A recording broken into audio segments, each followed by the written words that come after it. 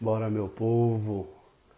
Deus abençoe a todos mais uma vez. Uma honra poder estar fazendo mais essa live, escrevendo mais esse capítulo, junto com todos vós. De coração, é uma imensa alegria poder estar partilhando esses momentos com vocês. Deus abençoe.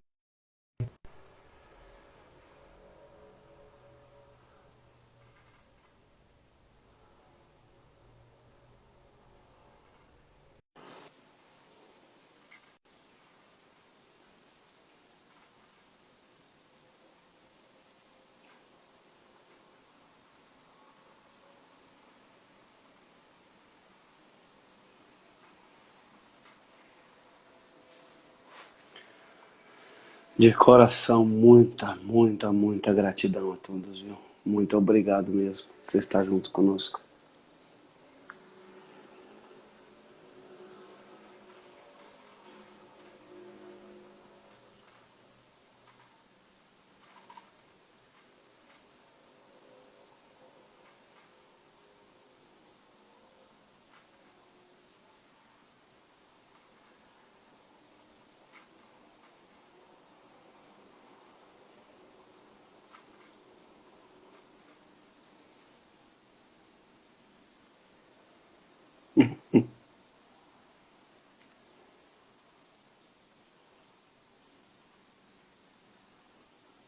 Deus abençoe mesmo, gente. Muito.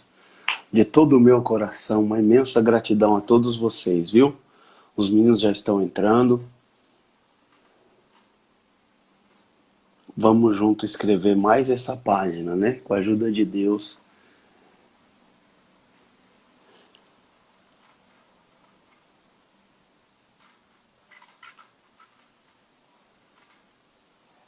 Aí, ó, o Anderson já chegando.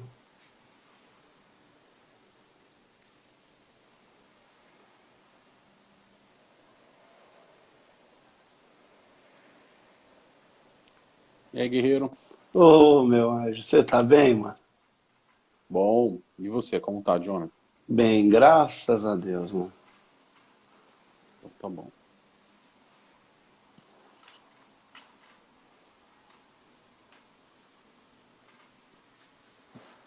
Já tô colocando o Du aqui.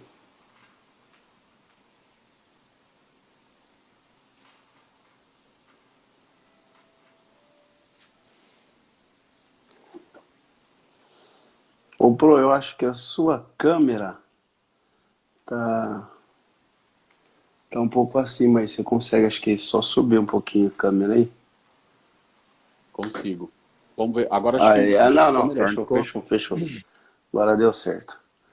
Bom, nós já Situações, estamos com 120 Não é? pessoas aí. Primeiro, gratidão de alma, gratidão de todo o meu coração a cada um de vocês por estar junto de nós mais uma vez. Muito feliz, muito feliz por todo o resultado, por tudo aquilo que essas lives têm trazido. Mais do que isso, porque eu acho que vocês estão entendendo o propósito. Depois de algum tempo, depois de algumas lives, a grande maioria já compreendeu qual é o caminho, qual é o propósito, por que nós estamos fazendo isso. E o Senhor tem abençoado muito. Muita gratidão por cada mensagem, por cada palavra. É uma honra estar aqui servindo a Deus junto com vocês, viu? De todo o meu coração. Vou chamar os meus amigos, que vocês sabem, e esses caras são demais. Aí é fera. Du, boa noite, Deus abençoe. É uma honra estar junto mais uma vez, meu irmão. amém. Boa noite a todos. Saudações com a paz de Deus. Paz do Senhor. Graça e paz a todo aquele que professa a fé em Jesus Cristo. Vos saúdo com a paz que emana dele. Prazer enorme, satisfação enorme estar convosco e tô aqui, meu irmão. A contribuição é mínima, mas o prazer é grande. Amém. Ô Anderson, que Deus abençoe mais uma vez. Uma grande noite a ti. É uma honra estar junto de você mais uma vez, meu amigo. Amém, Jonathan. Eu sempre digo que é uma alegria estar com vocês, com o Eduardo, com você, Jonathan. Com o Eduardo eu sempre estou aprendendo alguma coisa nova com você, enfim. E eu acho que o pessoal que está aqui tem bastante coisa para aprender também. Juntos a gente vai aprendendo, né? Somando um pouquinho daqui, um pouquinho dali, a gente cresce junto. Essa é a construção, essa é a ideia. Verdade, verdade. Só lembrando, gente, que assim, nós não temos, né, o sentimento não está dentro do nosso coração de apontar uma determinada denominação. Isso aqui não é fruto denominacional. Isso aqui é um sentimento para propagar e mostrar o Evangelho de Cristo Jesus. Tá? O Evangelho de Jesus, a forma como nós aprendemos com ele. E vim para ajudar, para fazer com que vocês tenham um novo olhar, para fazer com que vocês consigam enxergar. Mostrar para vocês um caminho, fazer com que vocês pensem, ajudar vocês a ver um novo ponto de vista. Como o Anderson sempre diz, o Du também, esse é o nosso ponto de vista. Vocês podem discordar, podem ter outras opiniões, desde que vocês tenham, leiam, busquem. Esse é o caminho, esse é o propósito, tá bom? Que Deus abençoe. Essa live é sobre 3 de Apocalipse, verso 7. A partir do 7 em diante, pensa numa live forte. Sejam muito bem-vindos, que Deus os abençoe. O Anderson, como é que nós vamos começar? Você quer que leia aqui inteiro? Vamos falar um pouco das cartas? Eu acho que é importante, né, Edu? Para todo o pessoal que está aí, até porque tem pessoas que não têm essa intimidade com a Bíblia, ou nunca leram a Bíblia, né? Então acho que é interessante colocar um panorama aí de como foi escrito, qual era a situação, como tudo aconteceu, para que as pessoas também possam ter uma base do que eles vão ler, né? E o que eles vão escutar agora. Então acho que é importante fazer essa base aí. O que você acha, Eduardo? Eu concordo. Se você quiser trazer todo o histórico, o contexto, o porquê, a época, fica à vontade, o Anderson. Você entende muito, eu gosto de ouvir você falar sobre essas coisas aí, é top. Manda bala. Acredito que acrescenta muito. Jonathan, podemos fazer Por assim, favor. então? Claro, vamos Tá. fazer assim. Bora. Então, pessoal que está chegando aí, ó, tem 180 pessoas aqui com a gente. Eu queria mandar um abraço muito especial para todos que estão com a gente agora, que está destinando um pouquinho do seu tempo para ouvir o ponto de vista de outras 3 pessoas que muitos de vocês até nem conhecem pessoalmente. Mas eu acredito que os nossos pontos de vista, de alguma forma, vai pelo menos colocar, o que eu sempre digo, pelo menos colocar uma pulguinha atrás da sua orelha para você abrir seu campo de pesquisa, o seu leque de pesquisa aí. Aproveita também para mandar um abraço para o irmão João, hein, Eduardo? Irmão João do Glória. João do Glória. Do Eduardo. Grande abraço para o irmão João aí. Pronto, então vamos lá. O que acontece, gente? Quando a gente fala do livro de Apocalipse, é meio que natural as pessoas ficarem até com um pouquinho com o pé atrás, assim, meu Deus, Apocalipse, né? Não são todos que gostam de se enveredar nesse tipo de pregação, até porque, como diz o Eduardo, são pregações por caminhos espinhosos, não é um negócio muito simples de se fazer. Até por isso eu acho que poucos são os que se aventuram a entrar nesse campo de Apocalipse. E os que se aventuram, entra aí pelo caminho de Apocalipse 3:7, que é um caminho tranquilo, que aparentemente tranquilo, né? E talvez por isso a gente escolheu esse tema para falar hoje, né? Bom, Apocalipse, a palavra significa revelação, e vem do primeiro verso do livro de Apocalipse. Revelação de Jesus Cristo, que Deus lhe deu para mostrar aos seus servos as coisas que brevemente devem acontecer. Ele as enviou pelo seu anjo e as notificou ao seu servo João. Então essa palavra Apocalipse significa revelação. Então, em algumas Bíblias até, em vez de Apocalipse, vai estar como revelação. É muito importante isso, porque a gente tenta, na nossa cabeça, né, a gente vincula a palavra Apocalipse com algo muito ruim, algo que é apocalíptico, algo que vem trazer só coisa ruim, e não é. Apocalipse para a igreja é uma coisa boa, porque é a palavra de Deus se cumprindo tanto na vida da igreja como na vida da raça humana. Por isso leva o nome de revelação. João, quando teve essa revelação, ele estava na ilha de Patmos entre... Há 2 tipos de pensamentos. Uns acreditam que era durante o império de Nero, outros acreditam que era durante o império de Domiciano. Nero por volta do ano 60, 70, Domiciano por volta do ano 90. Anderson, tá? Aí se divergem os pensamentos. Eu, particularmente, gosto mais e acho que está mais vinculado ao império de Domiciano. Por volta do ano 90 aí, que João ele vai preso, né? A igreja onde ele congregava era Éfeso, não só ele, como Maria, a mãe de Jesus, né? Também congregava em Éfeso. E a perseguição do império foi enorme em cima dos cristãos, enorme, muito grande mesmo, nessa época, começando em Nero, indo até Domiciano. Foi uma pressão muito grande em cima da igreja, pessoas sendo mortas à torta e à direita, pessoas penduradas em cruz, queimadas em praça pública.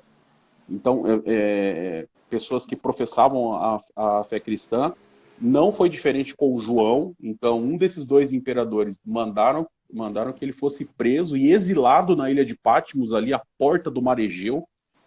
E foi dali que ele teve esse grande encontro aí, né? Um lugar onde tinha animais peçonhentos, insetos peçonhentos. Ele foi colocado lá para morrer, e um ser que aparece para ele, que é o maior de todos, né? O filho do nosso Criador, o leão da tribo de Judá, faz o encontro com ele e traz essa revelação maravilhosa, que é o livro de Apocalipse, que é dividido aí em partes. Nós não vamos entrar aqui nesse detalhe hoje. Não é tão complicado assim de se entender, é dividido em partes. E hoje a gente vai focar um pouco mais aí nessa carta que começa o Apocalipse. Ele é dividido em partes, em blocos, e o primeiro bloco vai falar justamente das igrejas. São 7 igrejas, e nós vamos focar em uma igreja, que é a igreja mais nova de todas, por incrível que pareça, das 7.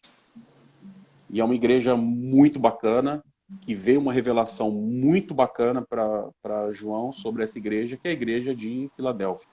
O contexto histórico dessa cidade de Filadélfia é até muito interessante, até de onde provém o nome, né? Depois, quem está na live aqui pode pesquisar um pouco mais e mergulhar sobre mais esse assunto aí, porque tem muita coisa para ser pesquisada aí.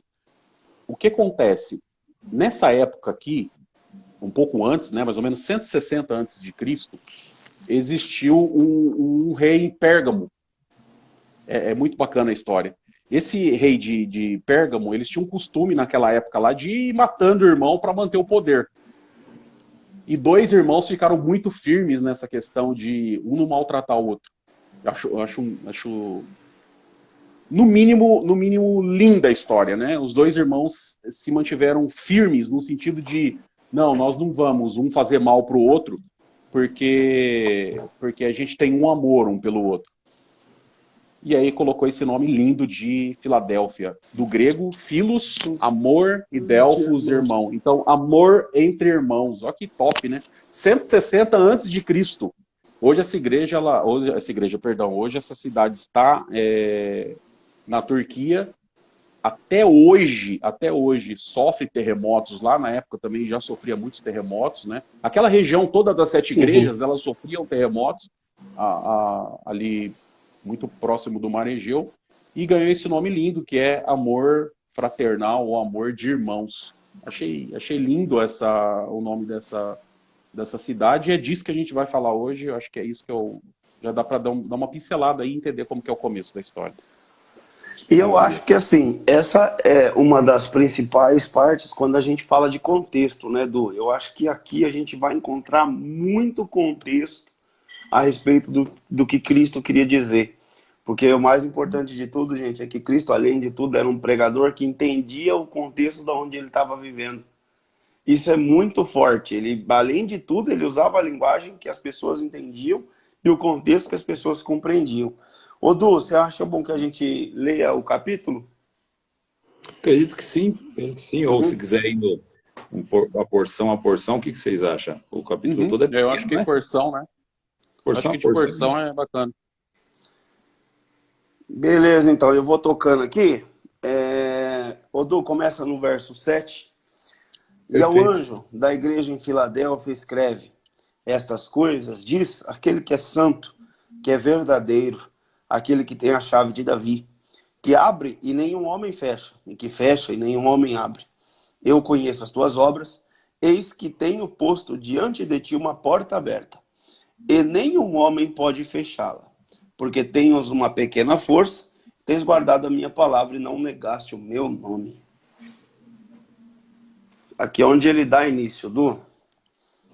Onde ele começa falando aí. É muito top, irmão, porque Deus, ele não olha a igreja como nós olhamos, né? Isso é um aspecto maravilhoso.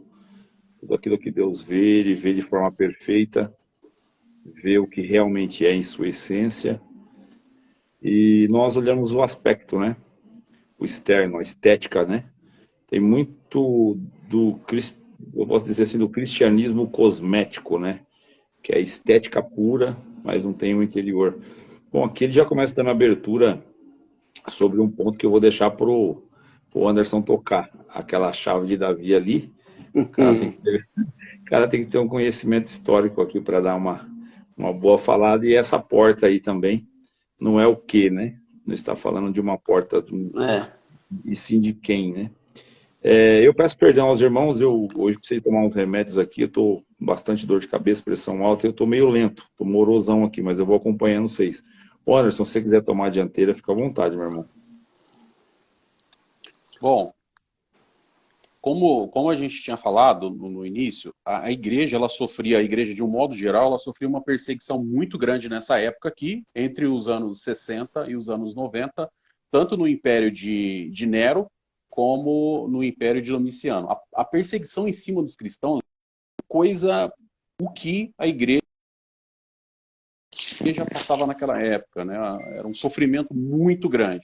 Fora esse sofrimento, a igreja que se localizava na Filadélfia ainda tinha tinha mais problemas, que eram os problemas geológicos, né, que existia na cidade, com terremotos, enfim, além da perseguição. E tinha um terceiro problema. Olha, acompanha comigo aqui, os 251 que está comigo.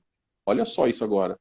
Além do problema de terremotos, a perseguição vinda do Império Romano, existia uma terceira perseguição, Jonathan, que era a perseguição dos falsos judeus.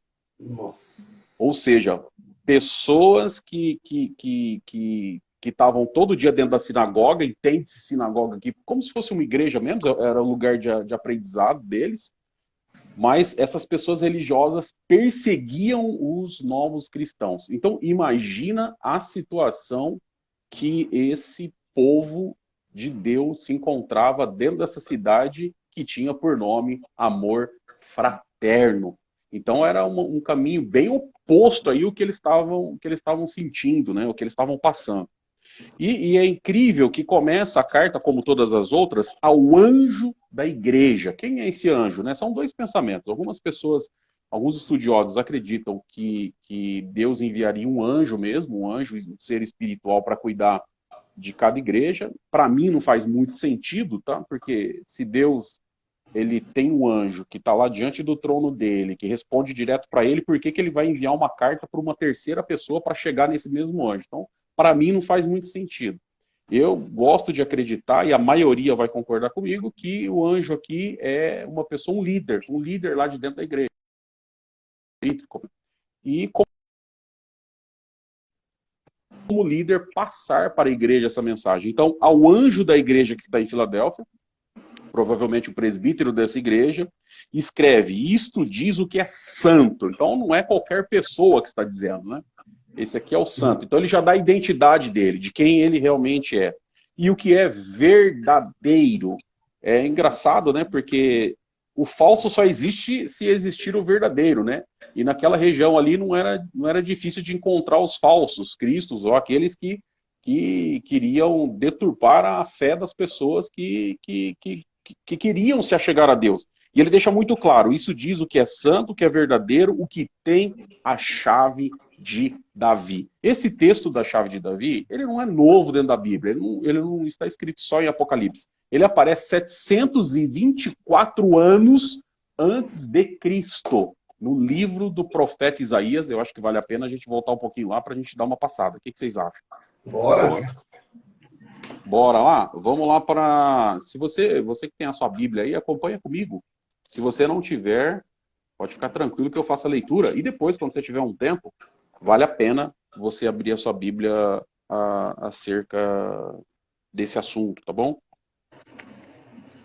Isaías, capítulo 22, ele fala de uma profecia sobre... Isaías 22, vai falar sobre uma profecia de Jerusalém, e vai começar a falar de duas pessoas importantíssimas dentro desse capítulo, que é Eliaquim e Sebna. Quem são esses dois personagens? Eliaquim e Sebna. Sebna era um camarada responsável por Eu vou simplificar, tá? Tem gente que lê muito a Bíblia aqui e vai dizer, Anderson, mas você podia ter entrado mais profundamente no assunto. A gente não vai ter tempo, então vou tentar simplificar, principalmente para as pessoas que não têm essa curiosidade, não lê muito a Bíblia. Quem era esse Sébida? Era uma pessoa responsável por agendar reuniões com o rei. E ele era responsável pelo palácio. Ou seja, quando eu queria ter uma reunião com o rei, eu tinha que conversar com esse Sébida. Acontece que esse cidadão, ele começou a se corromper, ele virou um corrupto. Então ele deixava entrar quem pagava ele e fechava a porta para quem não pagava. Ou seja, a maioria das pessoas que não tinham condições nunca iam conseguir achar o momento ali para ter uma reunião com o rei, para poder falar sobre a sua vida, a sua necessidade, enfim. E acontece que ninguém viu isso. Olha que coisa interessante. Ninguém viu essa corrupção, a não ser o próprio Criador, que toma o profeta Isaías e diz o seguinte, olha, eu vou substituir, eu quero tirar Sébida de lá e colocar Eliaquim no lugar dele. Porque ele vai ajudar os pobres. Ele vai fazer com que todo mundo fale com o rei. Com que todo mundo tenha essa liberdade. Que seja uma coisa democrática. Que todos possam se achegar ao rei e falar das suas necessidades, das suas guerras, das suas lutas, enfim, para que ele possa ter uma ajuda real, né, sobre a sua vida. Olha que interessante, né? Vem comigo, capítulo 22, verso 21. E o resistirei, Deus falando, da sua túnica, revestirei da sua túnica e cingirei com o seu cinto. A Eliaquim, que ele vai colocar no lugar de Sébida. E entregarei nas suas mãos o teu domínio e será como pai para os moradores de Jerusalém. Vai ser como um pai, uma pessoa que cuida, uma pessoa que dá atenção para os moradores de Jerusalém e para os habitantes de Judá. Olha que top, verso 22. Olha que frase linda. Porém, a chave do reino de Davi sobre o seu ombro, e ele abrirá e ninguém fechará. E ele fechará e ninguém abrirá. Esse verso foi usado por Jesus em Apocalipse, então, 767 anos depois. Lá por Jesus, trazendo o mesmo assunto aqui e dizendo que existe um problema hoje de pessoas, nós vamos ver isso aí no capítulo 23 de Mateus, pessoas que estão tentando fechar a porta do reino dos céus para outras pessoas, através da religiosidade. Então, se colocando como soberanos e atrapalhando o caminho de pessoas que querem entrar. Jesus falou, vocês não entram, falando para escriba e fariseu, e ainda impede que outras pessoas entrem. Ou seja, vão impedir, a palavra é muito forte, impedir, porque impedir não tem como a gente, eu vou usar o termo do Eduardo, romantizar essa palavra e dizer impedir, mas depois Deus dá um jeito e coloca a pessoa. Impedir é impedir, a pessoa não vai entrar por culpa de outra pessoa. Olha só. E de pessoa que não vai entrar também. Jesus deixou isso muito claro em Mateus 23. Então vocês não entram e impedem que outras pessoas entrem.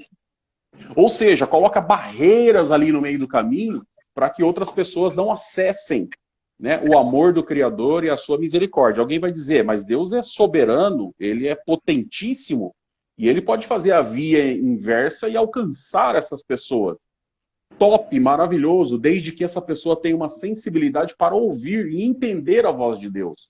Mas quando uma pessoa está em pecado, está caída, e alguém vai lá e pisa na garganta dele, ou coloca ele para fora da instituição, coloca ele para fora do lugar onde ele deveria ser acolhido, a dificuldade dele chegar, e você que está na live deve conhecer alguém que morreu nessa situação, porque eu conheço, Eduardo também deve conhecer alguém que morreu em situações semelhantes, de que foi colocada para fora de algumas instituições, e muitas instituições fazem isso, coloca a pessoa para fora por causa de um pecado, por causa de um erro, enfim, por causa de uma falha, não tem o amor para conseguir segurar, como diz a palavra Filadélfia, amor fraternal, falta isso, e o que vai acontecer? Olha que coisa, coloca essa pessoa para fora, a pessoa não tem força de voltar, acontece alguma coisa, ela morre, e aí? Como é que fica? Quem que fica com esse BO para resolver? Porque é um BO gigante para resolver. Quem que vai resolver isso daí? Né? Tá. Hoje acontece a mesma coisa? Acontece. E o que Jesus está falando em Apocalipse 3? Agora quem está com a chave sou eu. Eu sou Eliakim. Eu não sou corrupto. Eu sou santo. Eu sou verdadeiro. Quer dizer, eu não tenho corrupção em mim. E eu sou puro bastante para ser o pai dos pobres, dos necessitados, como diz em Mateus capítulo 4, né? Capítulo 4, o monte da bem-aventurança. Bem-aventurados pobres de espírito, como eu já cansei de ouvir, disseram uma vez, né, que pobre de espírito é aquele que tem um espírito só, o Espírito Santo. Então, pobre de espírito é aquele que não tem condição por si próprio. Ele não tem condição por si próprio. É um pobre, ele não tem condição por si próprio de alcançar o Criador. Ele não tem condição por si próprio de tocar na orla do Criador. Ele não tem condição por si próprio de adorar o Criador. Ele é pobre nesse sentido, ele precisa de ajuda. E ele sabe reconhecer isso. Ele reconhece que ele é um pobre. Esse é o pobre de espírito. Porque dos tais é o reino dos céus. É essas pessoas que Jesus está procurando. E é isso que ele está falando em Apocalipse. Aqui no primeiro verso. Eu sou santo, eu sou verdadeiro. Eu tenho a chave de Davi. E o que eu abro, ninguém vai fechar. Que é a porta que vai na direção do Criador, que é ele próprio. Ele é essa porta que vai na direção do Criador. Por isso não é qualquer um que fecha. Então ela está aberta para você que está nessa live agora e alguém diz para você que você não tem mais condição. Alguém diz para você que você não tem mais jeito. Alguém diz para o teu pai, para tua mãe, para o teu irmão, ou para alguém que você conhece, que está sofrendo agora com problemas psicológicos, que está sofrendo agora com autoestima baixa, que está sofrendo agora porque não teve empatia, que ninguém ajudou, que ninguém deu um abraço, fala para ele que a porta está aberta e ela não vai fechar. E olha que lindo, tendo pouca força. Tendo pouca força. Pode falar, Eduardo. Fala um pouco, que eu sei que o Espírito Santo já está aí, você já ficou bom. Não, tô apreciando esse conteúdo todo aí. Acredito que eu e todos que estão na live aí, né, John? Nossa. Top, esse esclarecimento que você trouxe aí é monstro. É mais do que esclarecedor, é elucidar o enigma do ponto em questão da chave aí. Pode falar. Nós falamos na live passada que o véu do templo ele foi rasgado de alto a baixo, porque a obra do Criador sempre começa em cima, de alto a baixo. Ele não rasgou de baixo para cima, de cima para baixo.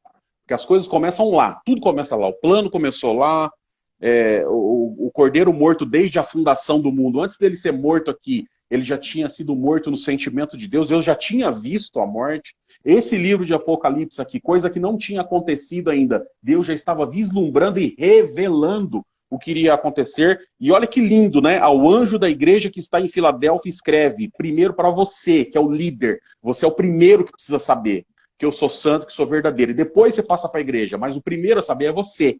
Você precisa saber que não é você que... Olha que top, não é você que tem a chave. Sou eu, líder. Não é você que está na frente da igreja que tem a chave. Sou eu. Além de ter a chave, eu também sou a porta. Sou eu, o negócio está comigo. Eu sou o responsável.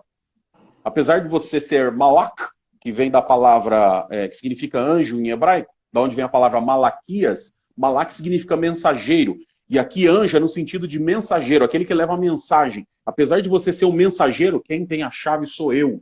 Apesar de você falar da palavra quem é a porta, sou eu. Então cuidado, líder que está vendo essa live agora, que vai ver em algum momento. Apesar de você estar na frente do povo, não é você que toma conta das coisas. Não é você que designou o plano. Não é você que está com a chave. Não é você que é a porta. Olha que interessante. Isso diz o que é santo, o que é verdadeiro, o que tem a chave de Davi. Agora a gente sabe o que é a chave de Davi. O que abre ninguém fecha, o que fecha e ninguém abre. Conheço as tuas obras. Diante de ti pus uma porta aberta. Lembra da perseguição que a igreja de Filadélfia recebia? Tanto do império, que era uma perseguição gigantesca, de pessoas que não conheciam a palavra de Deus. E depois uma outra perseguição de pessoas que conheciam, Jonathan, Eduardo. Sim, os que pessoas que conheciam, que eram os da sinagoga de Satanás, os que se dizem judeus e não são. Os que se dizem aqui na época, né, como se fossem cristãos, os que se dizem cristãos e não são. Mas mentem. Olha que coisa interessante. Conheço as tuas obras, diante de ti eu pus uma porta aberta, que ninguém pode fechar. Ninguém pode fechar essa porta. Ninguém. E nós falamos disso, né? Aí você precisa ver a live de Romanos capítulo 8, verso 31. Quando eu falo ninguém, né? Nem a morte, nem a vida, nem principado, nem potestade, nem presente, nem porvir, nem qualquer outra criatura nos poderá separar do amor de Deus que está em Cristo Jesus nosso Senhor. Veja a live para você entender o que eu estou falando aqui, porque não vai dar para a gente abrir agora um assunto que a gente já falou. Mas ninguém pode fechar essa porta, desde que você esteja seguro na orla do Mestre. Olha aqui. Sei que tens pouca força. Eu sei que você tem. Eu acho lindo que o Senhor Jesus ele se manifesta para João com olhos de fogo, né? Aqui no início de Apocalipse, olhos de fogo. Quer dizer, eu sei as tuas obras, eu enxergo além do externo, como ele falou para Samuel. Lembra quando Samuel foi ver os filhos de Jessé? E ele disse muito claro, Deus disse muito claro para Samuel: olha, você olha o externo. O homem olha o externo. Eu não, eu olho o interno. Porque enquanto o teu olho é carnal, o meu é de fogo. O meu vai além da pele. O meu vai dentro da alma. O meu vai na divisão da alma e do espírito. Aquilo que você não consegue enxergar, eu conheço. É aí que ele encontra o pobre de espírito. Vocês vão se lembrar aqui do publicano e o fariseu. O fariseu fala: eu jejuo tantas vezes por dia, eu dou dízimo, eu faço aquilo outro. Ele fez uma lista daquilo que ele fazia. Aí chega o pobre de espírito, com a cabeça baixa, porque ele sabe que ele não tem condição. Ele é pobre, ele sabe da sua pobreza. Ele abaixa a cabeça e bate no peito: eu sou um pecador, eu não tenho condições. E Jesus pergunta para os apóstolos: e aí, quem desceu justificado? Quem desceu justificado? Quem foi para casa justificado? Aquele que se vangloriou, aquele que aceitou, aquele que reconheceu quem ele realmente era. Jesus, o que ele está dizendo é o seguinte: eu sei, eu te conheço. Eu sei sua situação. Então, quando eu pego o Apocalipse 3,7, começo a dizer que Deus vai abrir porta de trabalho, não digo que ele não é poderoso para não abrir, pelo amor de Deus, claro que é. Quando eu digo que Deus vai abrir uma porta sei lá, para uma viagem para o exterior, para um intercâmbio, meu Deus, Deus é poderoso para abrir. Mas não é essa a mensagem do texto. A mensagem do texto não é essa. Não era isso que então, Jesus queria dizer, né, Anderson? Não, até porque a porta aberta aqui era a porta dele mesmo, a porta do evangelho, a porta da palavra, do evangelho do reino. A porta está aberta e ela não vai fechar. Por mais que venha a pressão do Império Romano, por mais que venha a pressão da sinagoga de Satanás, aqueles que se dizem judeus ou não são, por mais que venha a pressão da própria cidade em cima de vocês, por mais que venha a pressão de tudo que é ruim em volta de vocês, a porta do evangelho não vai fechar. A minha porta, porque eu tenho essa chave, eu que abri. E é verdade, foi ele que abriu, foi Jesus que abriu essa porta. Né? E olha que top lá atrás, eu coloquei a chave de Davi sobre os teus lombos. Por que lombo? Chave você não carrega no lombo, Eduardo? Você já carregou uma chave aqui no lombo? Né? Lombo aqui na região da cintura? Né? Coloquei a chave no teu lombo. A gente usa um chaveiro, coloca no bolso, pode estar até perto da região, né? Mas por que ele está dizendo isso? Porque é ali que está a força. Jesus carregou a cruz. Essa é a grande chave para ser um discípulo. Por isso ele disse lá em Lucas: carrega a cruz. Vocês vão ser meus discípulos quando vocês carregarem essa cruz. Porque essa é a chave. Ela que vai abrir as coisas. Ela que vai abrir uma porta para a tua ação ser ouvida. Ela que vai abrir uma porta para as coisas ser transformadas na tua vida. Se é realmente um discípulo, como está escrito em 3 de Mateus. E havia uma grande multidão em volta de Jesus, ele subiu ao monte, assentando-se, aproximaram-se dele os discípulos. A multidão se desfez, porque a multidão estava preocupada com pão, a multidão estava preocupada com cura, a multidão queria ver demônio ser expulso. Mas quando Jesus sentava para dar ensinamento, só ficavam os discípulos. A multidão ia embora. A pergunta que eu faço para os 263 que está aqui com a gente agora: quem é você? Você faz parte da multidão? Ou você é um discípulo? Pode tocar, Eduardo. Não, eu tô bem morosão hoje aqui, mas é esse viés da pregação, né, Anderson? As pessoas sempre vai pelo caminho mais fácil de uma leitura superficial e de uma aplicação em que fomente esperança. Eu sempre digo, quem não tem trigo precisa fazer promessa para que cative a multidão e a igreja permaneça cheia. Nós vemos não só, e como nós não estamos falando de um problema de uma denominação, e sim o problema do nosso ataque aqui é contra o falso evangelho, aonde ele estiver, né? Nós vemos igrejas com bastante resultado, né, Anderson e John, igrejas lotadas, com muito resultado. Você vê que parece que o ministério daquele pastor, daquele presbítero, daquele ancião, independe. Parece que ele é muito próspero. Mas você vai procurar a essência do evangelho, ele pega esses caminhos, essas vielas, né? Não é o caminho, são vielas que pegam, né? E começam a incitar no meio da igreja essas promessas vazias. Como você trouxe o contexto de Filadélfia, desde a história do nome, mas como também a cultura em que ele estava inserido e os problemas que a igreja vivia, que eram problemas maciços, né? Problemas pontiagudos mesmo, que feriam até a morte. As pessoas corriam exatamente o risco de morte nesses lugares, né? Professar a fé cristã era passível de morte para você e a sua família toda. E não só um boicote cultural, mas um boicote financeiro, né? Econômico. Você não tinha acesso a mais nada quando você professava a tua fé em Cristo. E aqui essa igreja, ela tem uma evidência, né? O Senhor fala da força dele, que é pouca, mas pelo que está entendendo, está usando ela toda, né?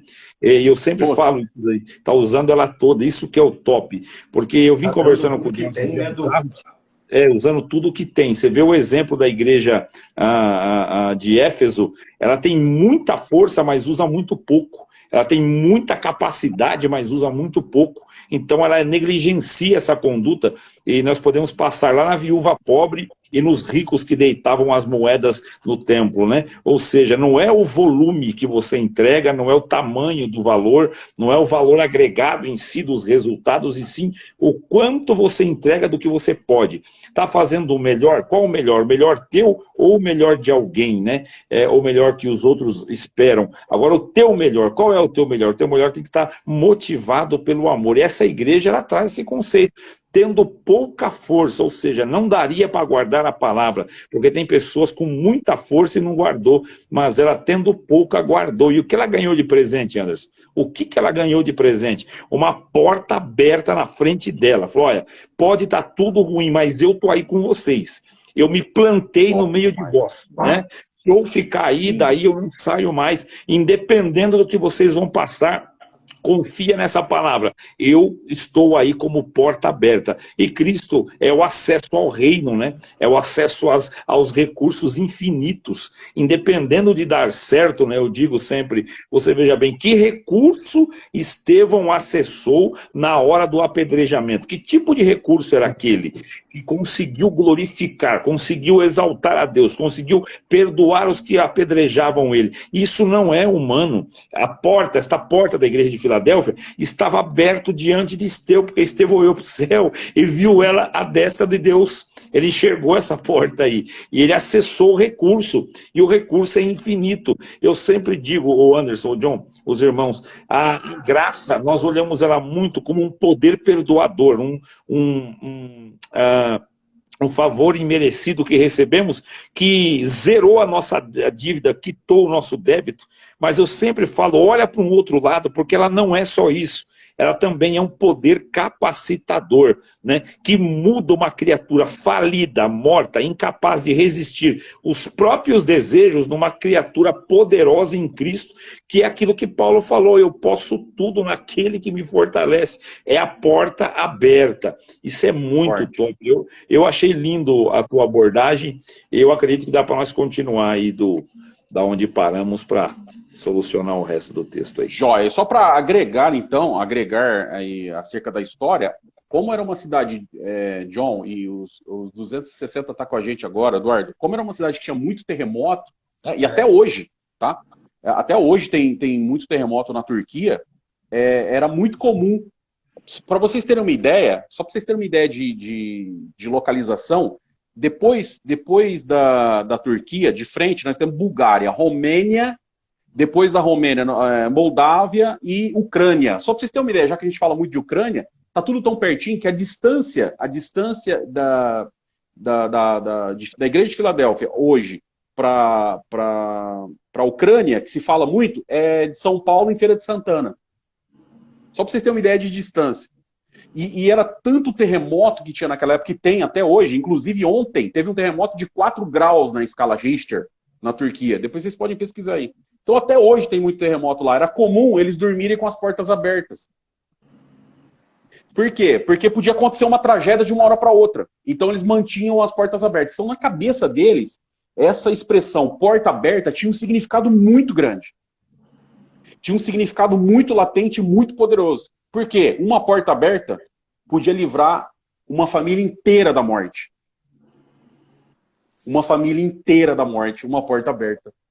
Significava isso para eles. Tanto que à noite muitos dormiam em tendas, para não ter o risco de ficar dentro de uma casa e a casa desabar. Então quando Jesus fala, ó, eis que diante, você tem pouca força, você está numa situação difícil, mas a porta está aberta, quer dizer, eu estou eliminando os riscos. Tem muito risco, o Império Romano está em cima de você, os falsos cristãos estão em cima de você, a situação da própria cidade está em cima de você, mas a porta está aberta.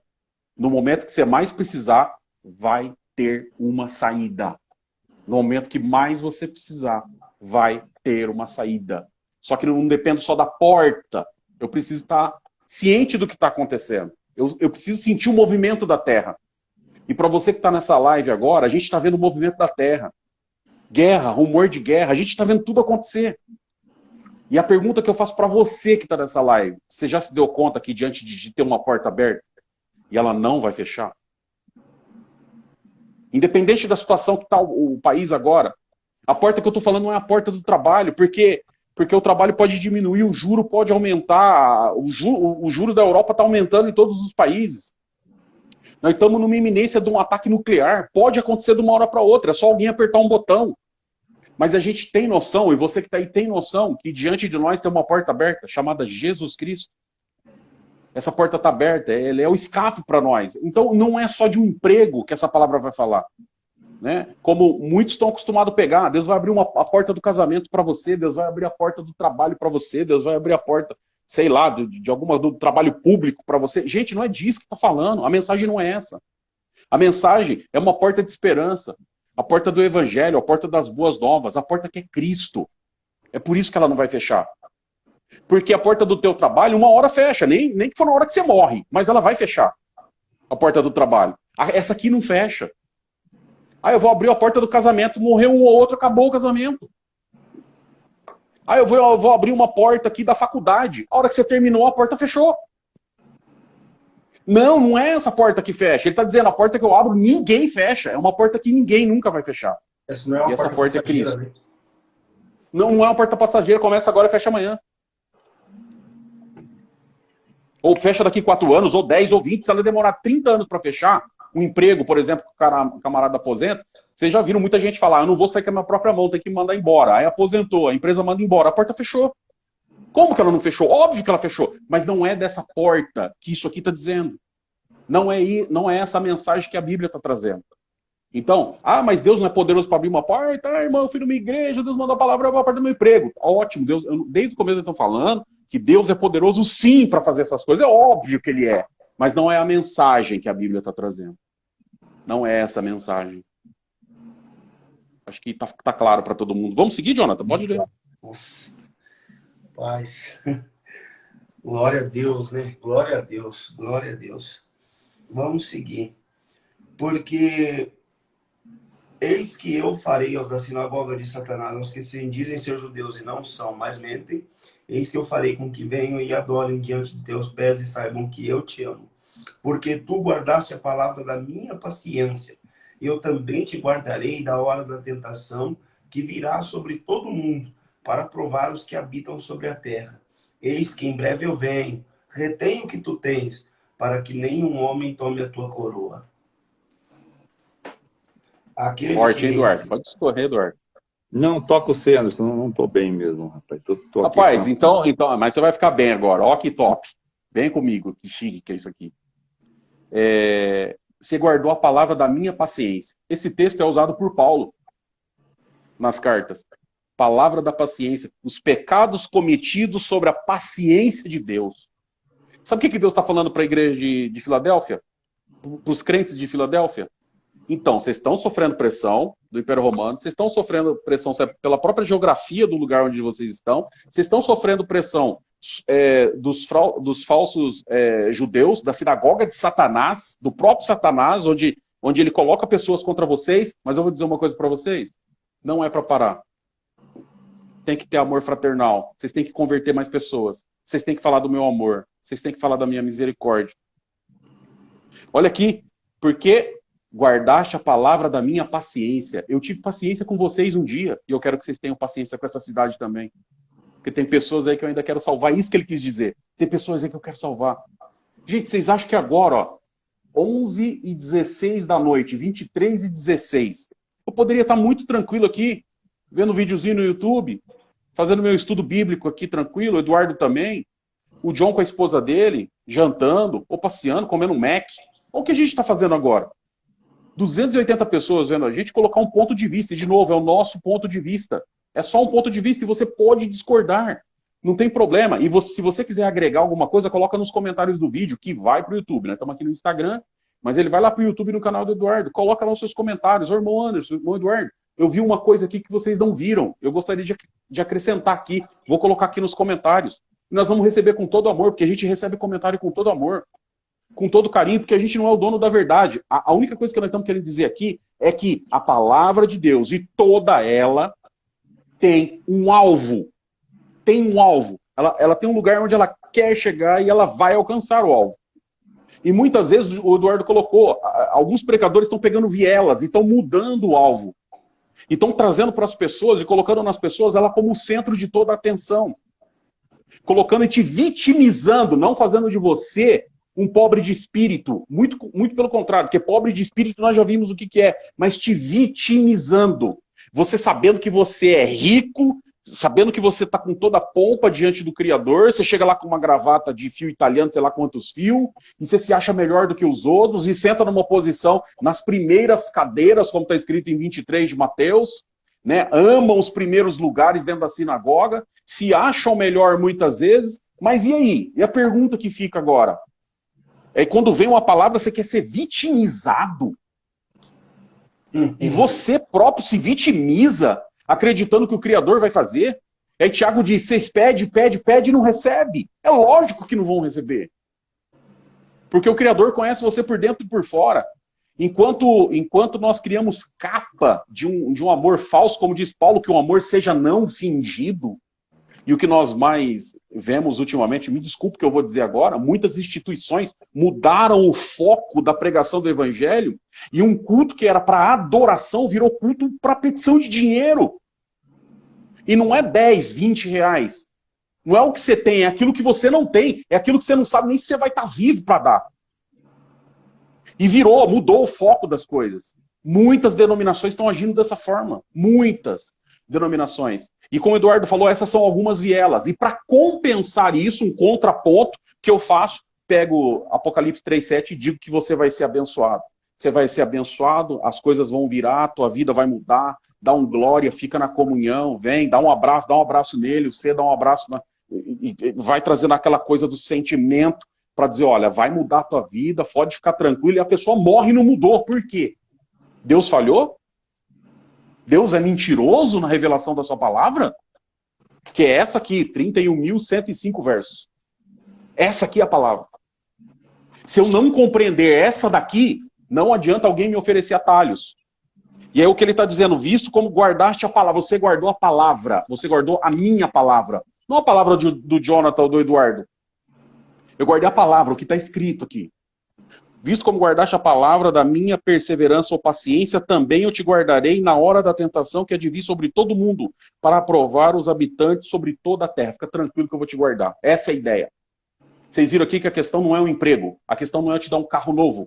A questão é que está vindo uma coisa muito grande por aí, enorme por aí, ele está te dizendo, a porta vai ficar aberta.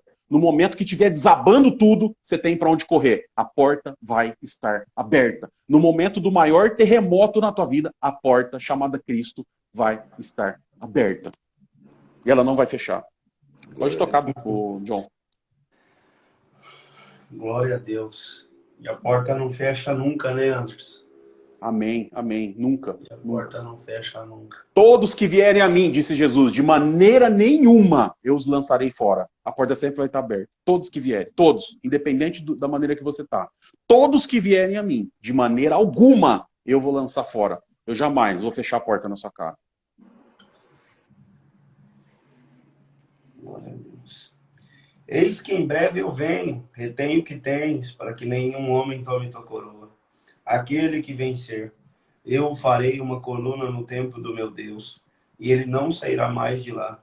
E eu escreverei sobre ele o nome do meu Deus, e o nome da cidade do meu Deus, que é a Nova Jerusalém, que desce do céu do meu Deus. E eu escreverei sobre ele o meu novo nome.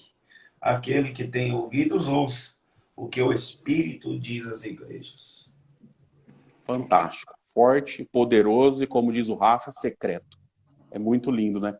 De novo, colocando meu ponto de vista aqui, irmão, dentro desses versos, olha que coisa, né? Eu venho sem demora. Fica tranquilo que essa aflição uma hora vai acabar. Eu vou vir. E eu venho sem demora. Guarde o que tem para que ninguém tome a tua coroa. Aquilo que você já conquistou. Que é estar diante do teu Deus. Independente de quem fale de você. Você está diante do teu Deus.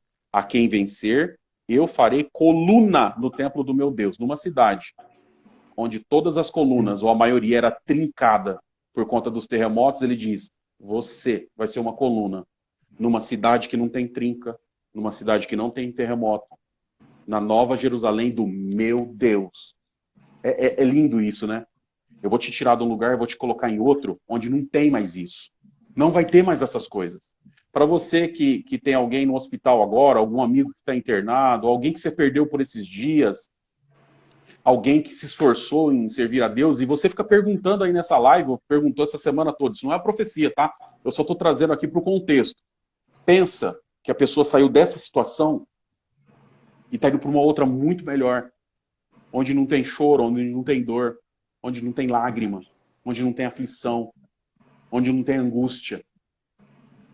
Você sai de um lugar conturbado, cheio de perseguição, para um lugar que não tem nada disso. Isso é fantástico, isso é tremendo. Por isso que Paulo diz em Tessalonicenses, consolai uns aos outros com essas palavras. Vocês precisam se consolar. Porque a nossa partida não é o fim, porque aqui muitos da igreja de Filadélfia estavam sofrendo perseguição e alguns seriam mortos. Inclusive João.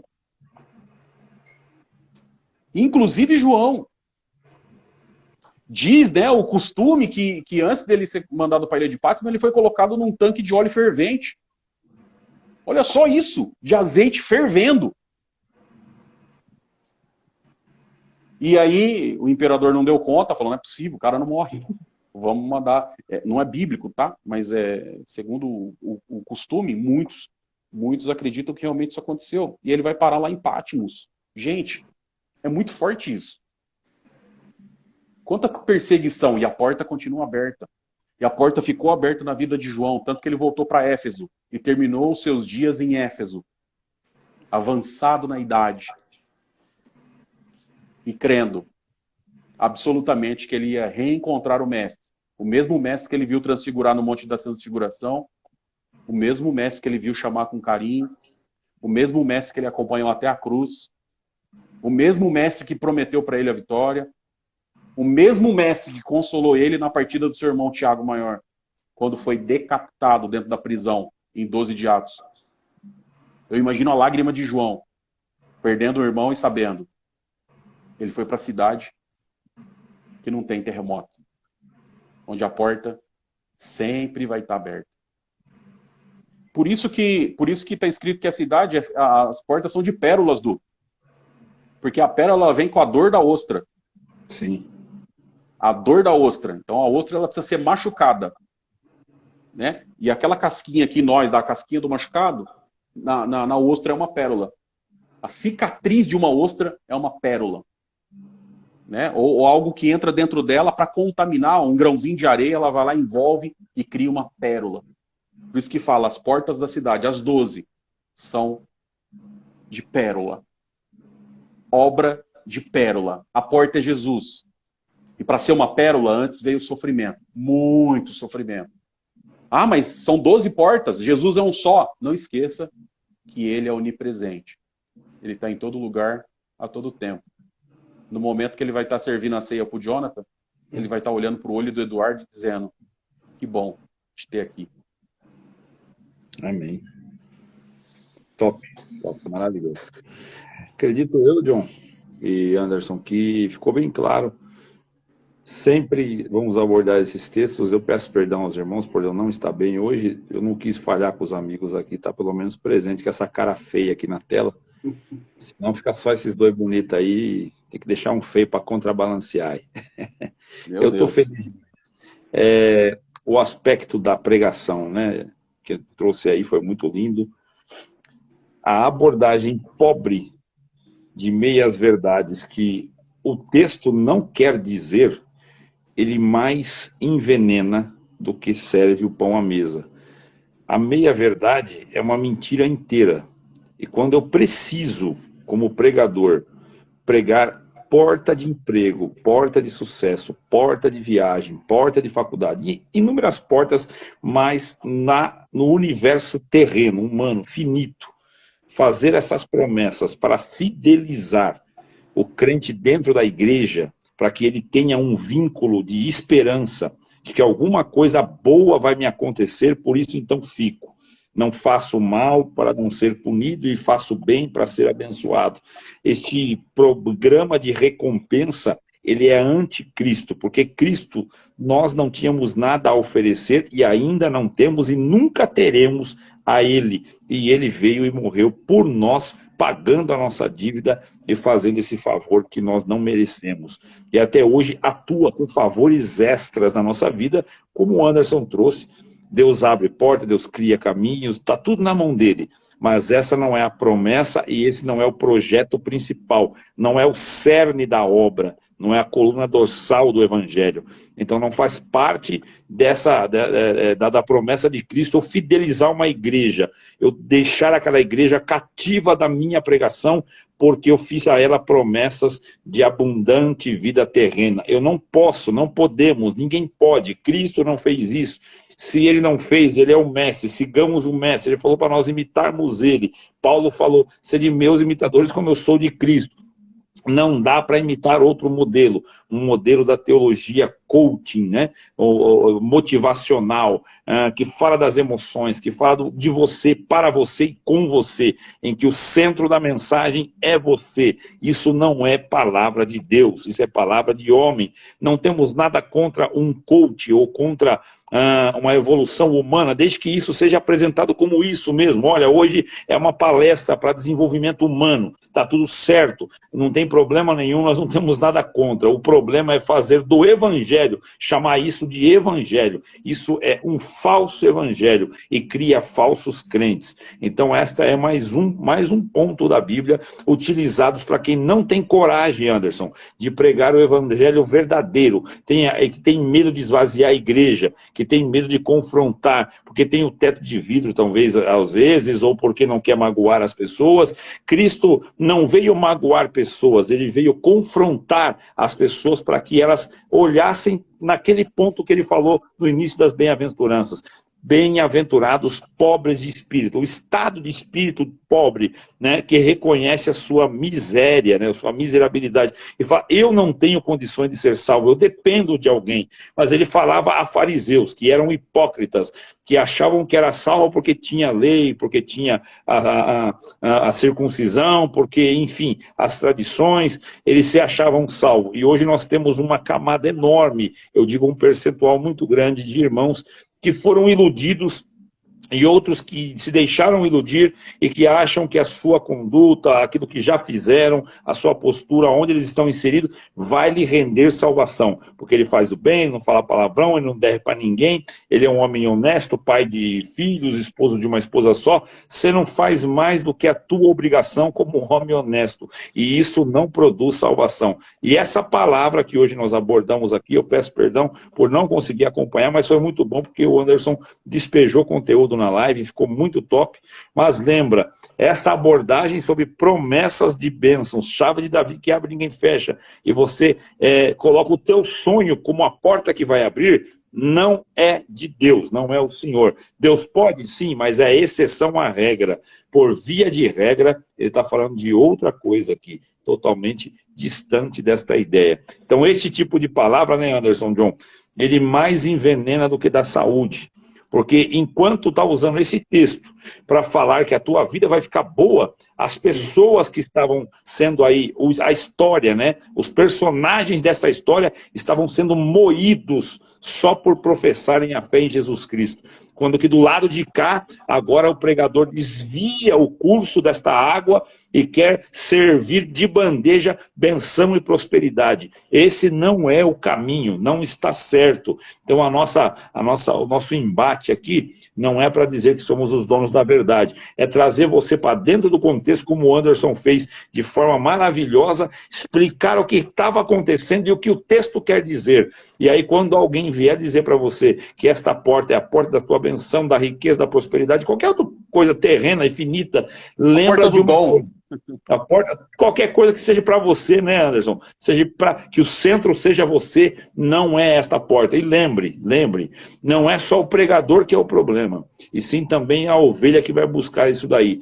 Porque Paulo disse: aquele que busca Jesus Cristo só para as coisas desta vida é o mais miserável dos homens. Então, se nós, que ele abriu essa porta, que é o reino infinito, eterno, manancial inesgotável de riqueza, e você está indo atrás dele por coisas finitas e passageiras que vão resolver o teu dia de hoje, apenas você, com esse conceito, se eu também for com esse conceito, somos os mais miseráveis dos homens, porque ele nos revelou um reino de riquezas infinitas e estamos indo atrás dele por coisas finitas e passageiras e transitórias. Então quem está lá fora usando droga, batendo cabeça, quem vai pular carnaval, quem pulou carnaval, quem está se escarnecendo, ele é menos miserável do que eu e você se nós tivéssemos essa postura, porque a ele ainda não foi revelado essas riquezas, mas para nós já fomos esclarecidos e só nós vamos atrás deles, atrás dessas coisas finitas, somos miseráveis, mais do que eles. É a minha contribuição, pelo menos para não ficar sem falar nada. Ô Anderson, eu acho Excelente, que fechou, né? Fechou o 3 de Apocalipse aqui. Creio que sim, creio que sim. Ainda mais com a cereja do bolo que o Eduardo colocou aí, né? Cuidado com a gente colocando portas, né? Outras portas que não seja Cristo na frente e deixando a porta que é Cristo no final da fila. Esse talvez seja o maior problema de todos, né? Colocando as portas finitas, como o Eduardo colocou aí, e deixando a infinita no final da fila, ao seu bel prazer. Então, eu acho que é a nossa contribuição e o nosso ponto de vista. Óbvio, de novo, eu vou repetir, né? Você que está nessa live ou que vai assistir no YouTube, você tem todo o direito de discordar, você tem todo o direito de acrescentar, falar um pouco mais da história. Infelizmente, a gente não tem tanto tempo, né, para falar assim. Mas eu acho que para quem tem dificuldade de ler a Bíblia, para quem tem dificuldade de compreender as Escrituras, com esse tempinho aqui, pelo menos vai abrir um pouco mais o leque da sua pesquisa e você vai poder ler com um pouquinho mais aguçar um pouco mais a sua pesquisa aí, no sentido de crescer mais dentro das escrituras. Então, eu acho que a gente conseguiu dar a nossa contribuição aí. Amados, é sempre um ponto de vista, mas é um ponto de vista, principalmente do Anderson e do Dudu, baseado dentro da palavra, baseado dentro da Bíblia. Todos os pontos de vista aqui têm uma base, tem de onde partiu, né? Sempre que o Anderson e o Dudu colocam alguma coisa aqui, tem um fundamento, tem um porquê. E eu, gratidão de alma a todos vocês, gratidão de todo o meu coração. Du, alguma consideração final, meu irmão? Não, da minha parte, só gratidão e saudações a todos com o Santo da Caridade. Um abraço fraterno. Satisfação e prazer enorme em participar. Anderson.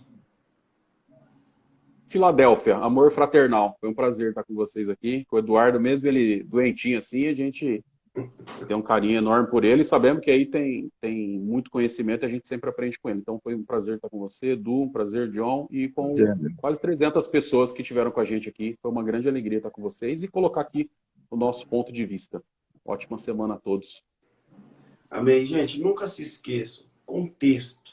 Olha para o texto com contexto, onde estava, para quem foi escrito. Eu acho que você vai conseguir entender e compreender muito melhor. Deus abençoe a todos de coração e de alma. Foi uma honra, foi um prazer, um privilégio. Que Deus abençoe a todos mais uma vez. Gratidão de coração e alma. A paz de Deus a todos. Deus nos abençoe e nos guarde. Estamos juntos sempre. Amém. Saudações a todos. Amém. Saudação. Saudações.